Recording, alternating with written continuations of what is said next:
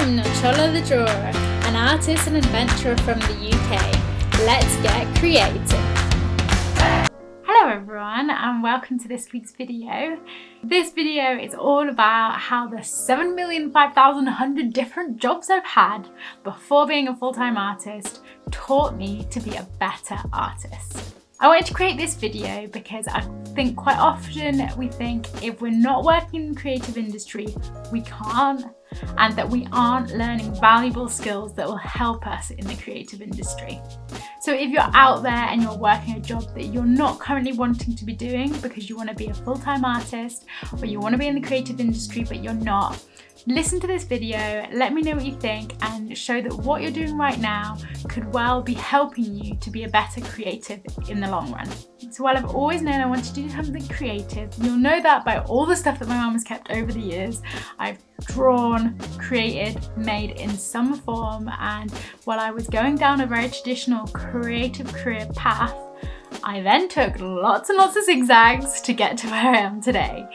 So I have done so many different jobs, from being a kiwi farmer, being in the officer training corps, to working in festival bars, and it's been a lot of different jobs to get me to where I am today. I want to focus on this video on 4 of the jobs that I've had that I think have taught me to be a better artist, and all the skills that have helped me to conduct myself as a freelancer and to take accountability for who I am and the jobs that I do.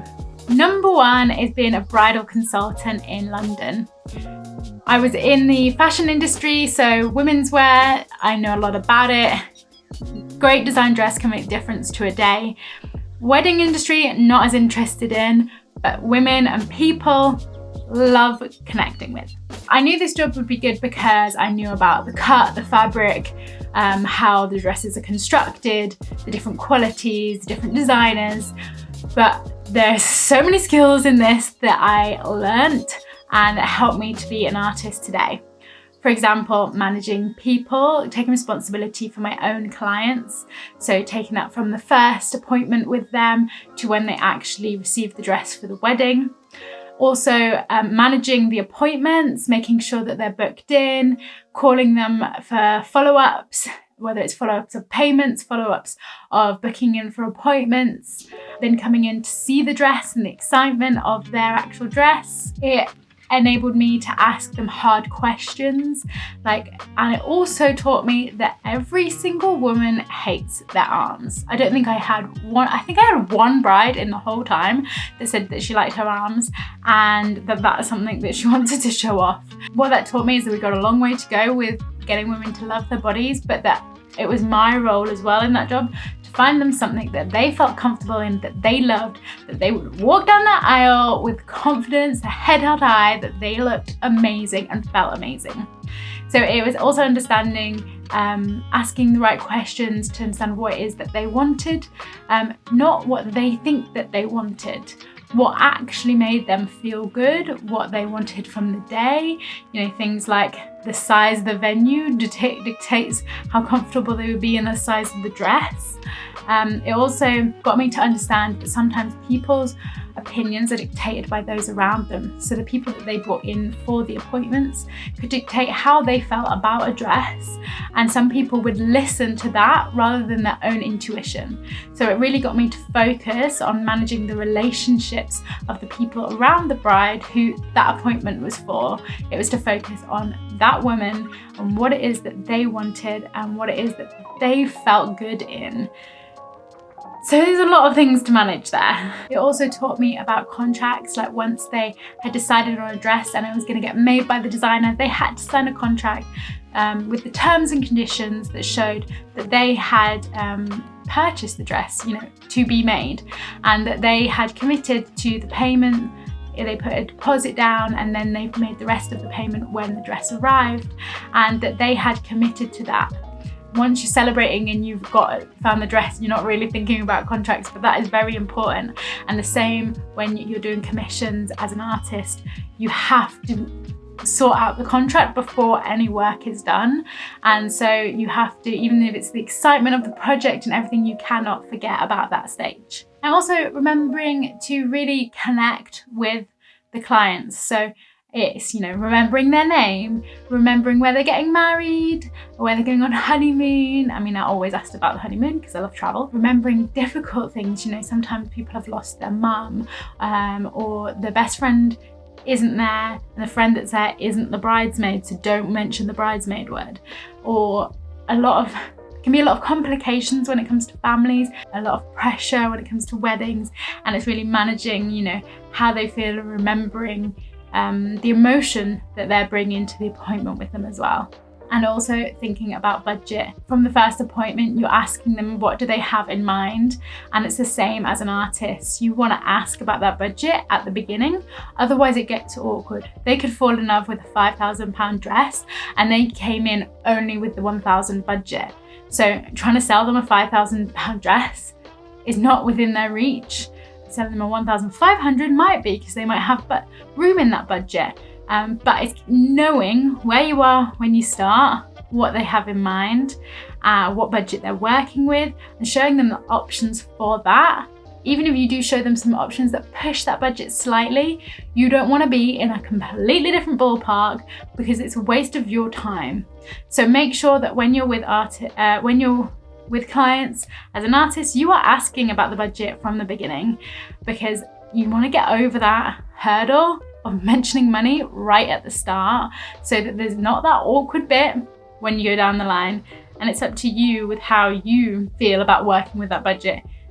If someone came into the bridal shop and said that their budget was 500, we had nothing that was £500 or less.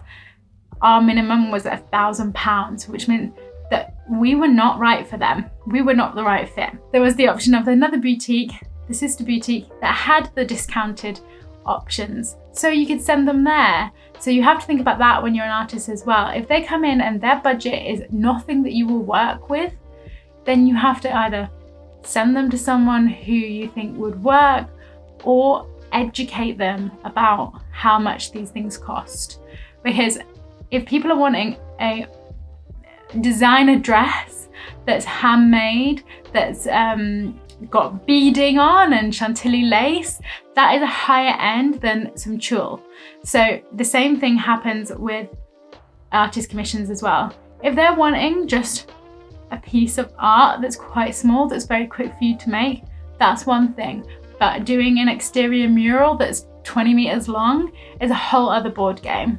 It's a whole other ball game. The next job is working for a ginger drinks company.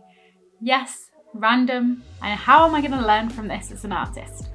Well, I didn't even like ginger when I started this job. It was a job at an event, so it was an event for lots of different things. People weren't coming there just because they love ginger.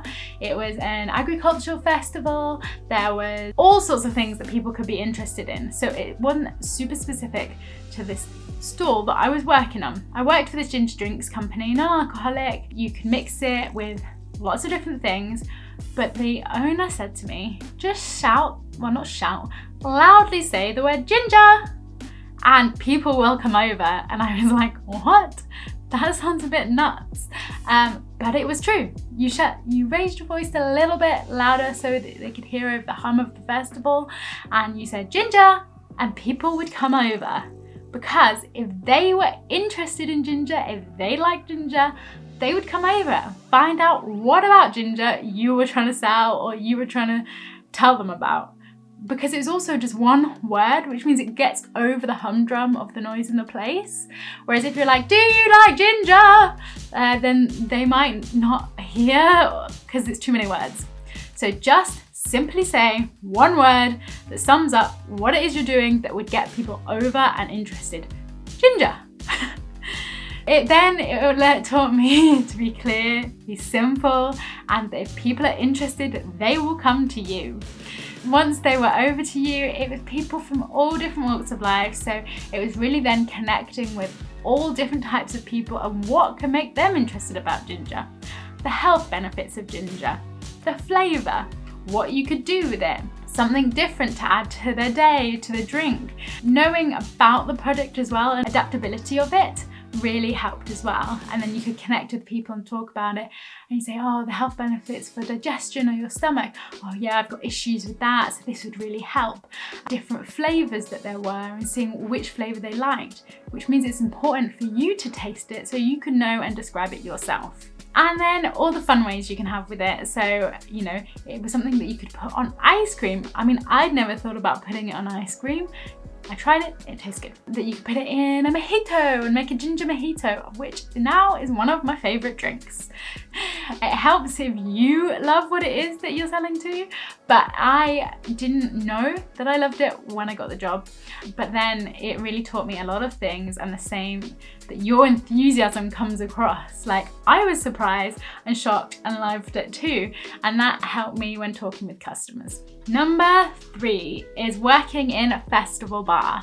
So I got a job working in an arts festival bar in Australia, and I didn't know how to work in a bar because I'd never done it before.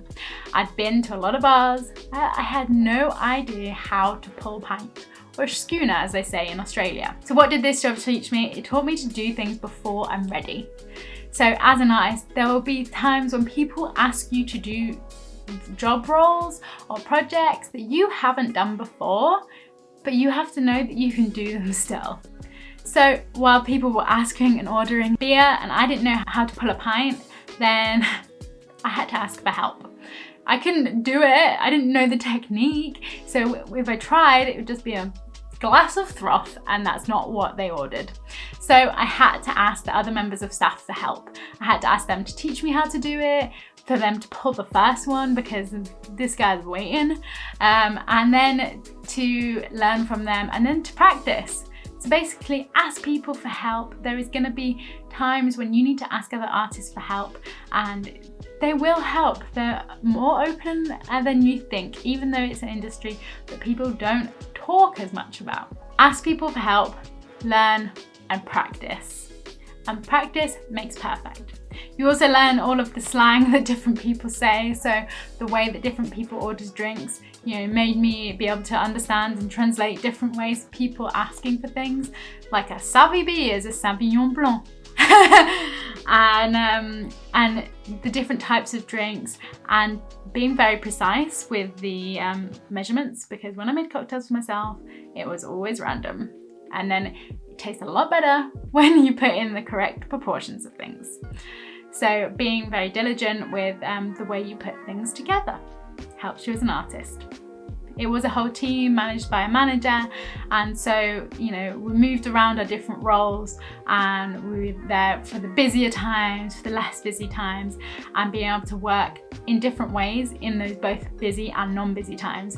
As an artist, you will have times when it is so hectic and busy, like you've got a whole bar of people and you're the only one there and you have to ask for help. And then there can be times when it's slower and you're trying to find productive ways to work and to prepare for when it's the busier times. And number 4 is being a trip manager. So I was a trip manager in Italy, and this job taught me so much, ready for being a full-time artist.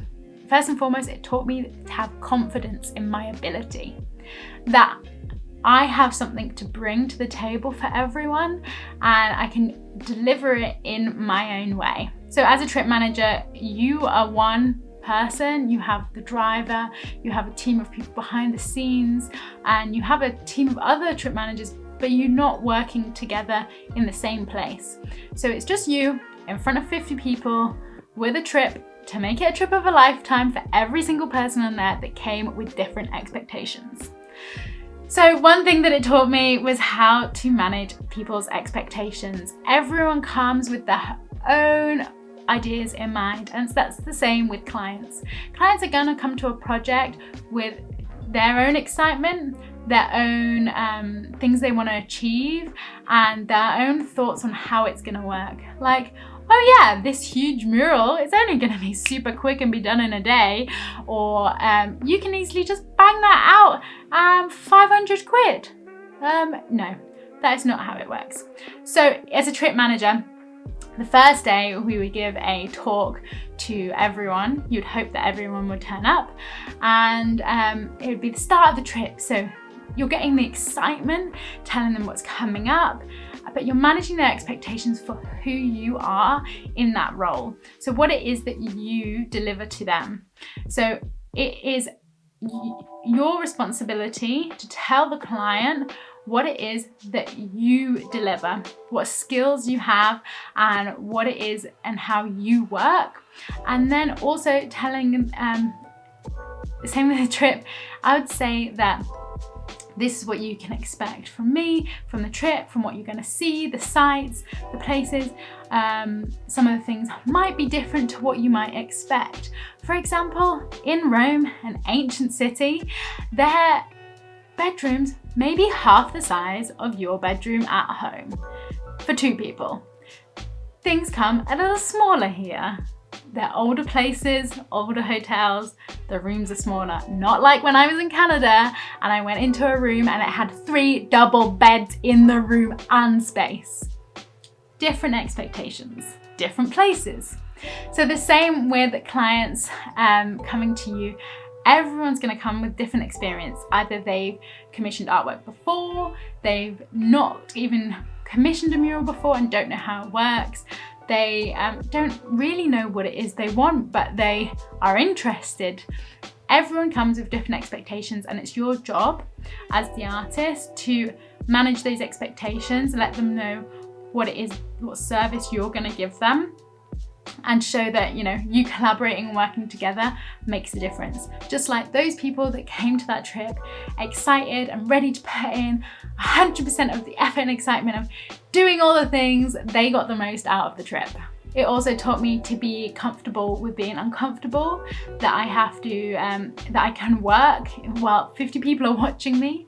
I had a lot of things that I had to do, calls, organizing, checking numbers and things while I was like on the coach with the 50 people that might also need a sick bag. They want to know what place they're going next. They want to know, oh, what's that out of the window on the right? And so there's a lot of things happening at the same time. So it's about managing your time and managing being able to work in front of other people when people are looking. Like with murals, you still, you know, you have a deadline that mural has to be done by. So even if you've got a crowd of people around you and you want to have a bit of a chat with them or chat at the same time as painting, you still have to get on with the job that you're doing. It also showed me that I have the skills to connect people, to get them to understand how they can connect with each other. I saw a lot of people coming on these trips by themselves, and by the end they left with best friends. And also connecting with places. People come to places with different expectations of what Italy's going to be like on all the movies, and then they see things that might be a little bit different, and it's getting people to connect with the actual places as well. This job also got me my artist name.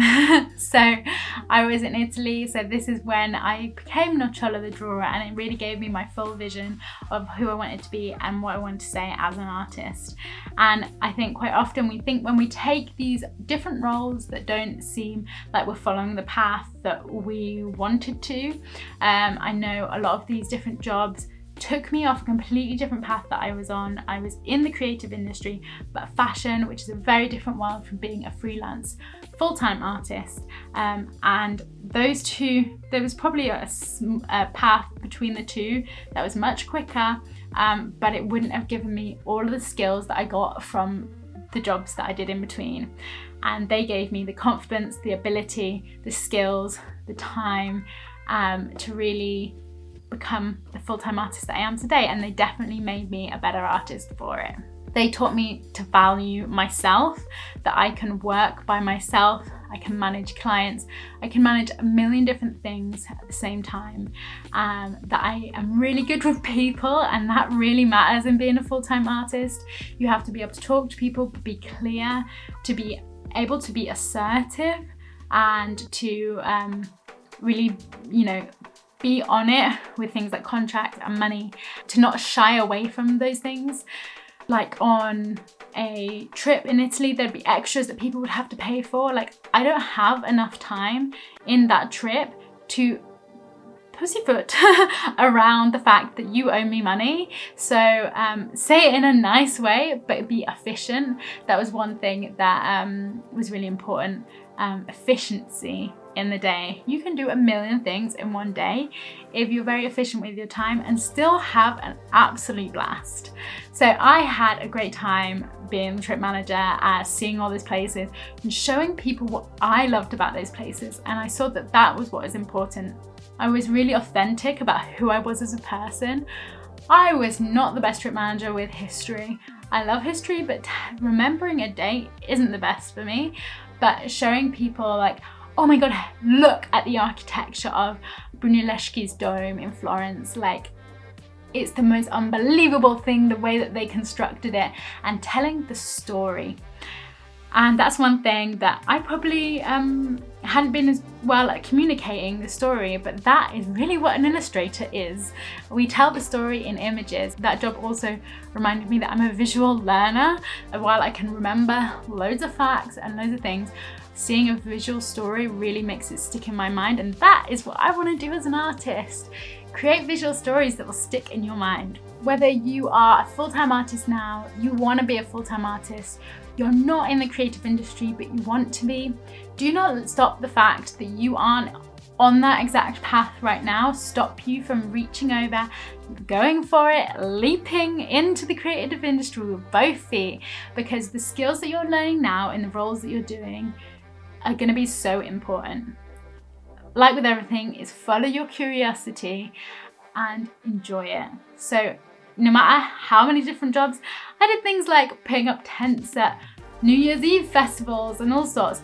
They all taught me different things, and quite often a lot of these random jobs also taught me how to graft hard. That I am a very hard worker, and you need to be if you're going to be a full-time artist, because it's up to you how much you get out of it, whether that's money, clients, enjoyment, being able to be full-time. Just go for it. Don't let the shame of not being in a creative role at the moment, or not being in the role that you want to be, stop you from doing it. You can be a full-time artist.